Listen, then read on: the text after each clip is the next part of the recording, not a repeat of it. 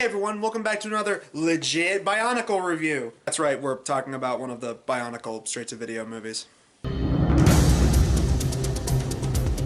Only a mask of light can defeat the darkness. Trust in the mask. Let it be your guide.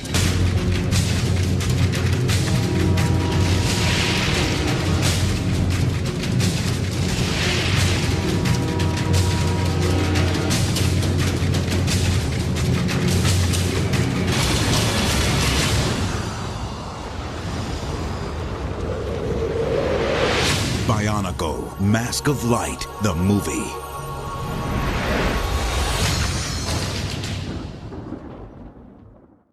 Bionicle. It was one of those things in the 2000s that every kid growing up around that time always had.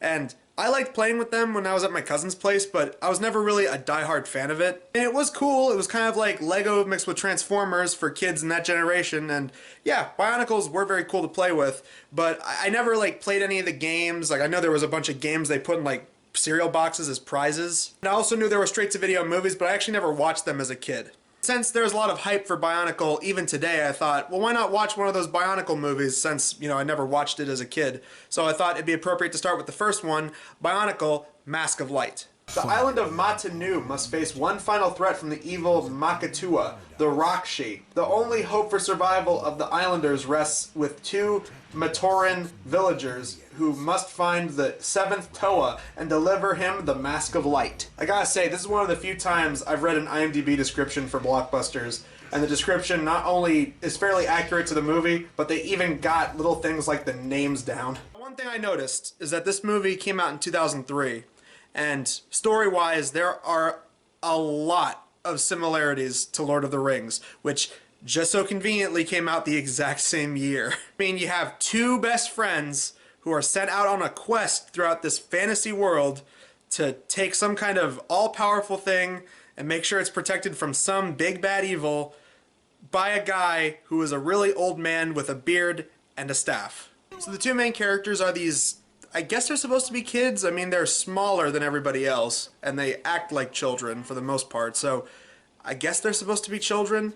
Let's see, the blue one's name was Tekiwa, something like that, and the yellow one was, it was either Jawa or Jala. It's kind of hard to make out their names because, especially the way the yellow one talks, their voices are, they're something else. I don't know what it is, but for some reason, even in the early 2000s, everyone thought it was still the 90s, and characters had to talk with that surfer bro, dude, whoa, that's totally radical, whoa, we have to go down to the Coley match, man, voice. And it's it really makes what they're saying really hard to take seriously sometimes. What are you doing down here alone? We're supposed to be at the Coley match? Oh. Kids, this was the weird part of the 2000s, where everyone was still acting like it was the 90s, but we knew it was a different decade, but we still wanted to act like it was the same decade before. It was a very awkward time. They're in this volcano place that's surrounded with lava, and they find the titular Mask of Light, and it's obviously going to be the ancient artifact, the MacGuffin, that is going to be important to the story, and it's basically going to carry out the entire story, and it's obviously what the big bad evil guy wants. They get rescued by one of the mighty warrior Bionicles, in this case it's the red one, and along the way we come across other warrior Bionicles. We got the white one that represents the Arctic snow tundra place, and we got the green one who's more in tune with the earth and stuff. Before any of this quest stuff happens, they go to play some kind of game where they kick around a ball in this Coliseum place. It's called Coley. And so after the game, the elder Bionicles come across the mask which the little blue guy has, and they're like, hey, this is an important artifact, we gotta take it and put it somewhere so that the bad guys don't get it. Obviously far off somewhere, the bad guy is hearing all of this, and he creates an army of evil worm insect-like Bionicles to go out and get it for him. From there, it basically becomes one of those movies where it's set piece after set piece. Main characters are in location, and they come across someone who's going to help them on their quest. Bad guys show up, they get their asses handed to them, and then they piss off to the next location. Except, unlike a movie like Birdemic, this is actually competently structured for the most part. I also do think it's kind of a creative choice that instead of going for the obvious that this is Bionicle, and that instead of having a futuristic robot world, instead what they go for is they have a more fantasy ancient kingdom kind of world going. Again, it does feel a little bit like they're trying to take cues from Lord of the Rings, but I do appreciate the fact that it's something different. I actually decided to throw a curveball and make it something unique in that you have these robotic creatures running around in like natural grasslands and stuff. It is a little bit weird at first, but I actually did like that contrast because, again, they could have gone with the super obvious and super generic, oh, robot world. There's a part where they're in the cave and Tequila then starts to have this like whole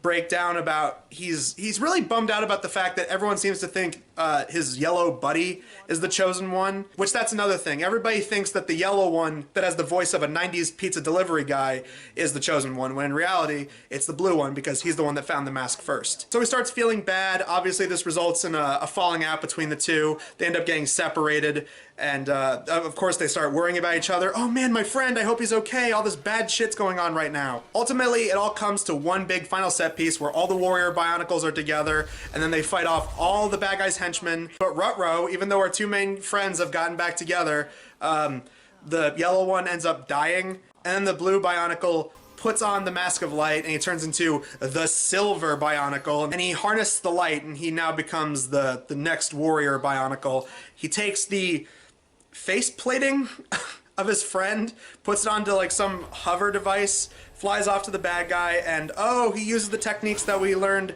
in that Coley match from the beginning of the movie to defeat the bad guy. Be damned, this movie actually did a decent job at setting something up at the beginning and having it pay off at the end. The movie actually did a really good job at playing that out. The good guy and the bad guy fight. They end up falling into this liquid that fuses them together and brings their ultimate power together.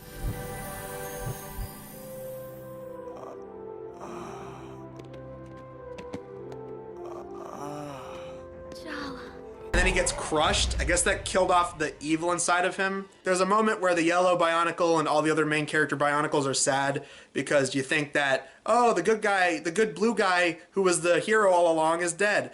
But no, he gets brought back. And there's setup for sequels, and I checked. There's like 3 other Bionicle movies that I think are supposed to be direct sequels to this.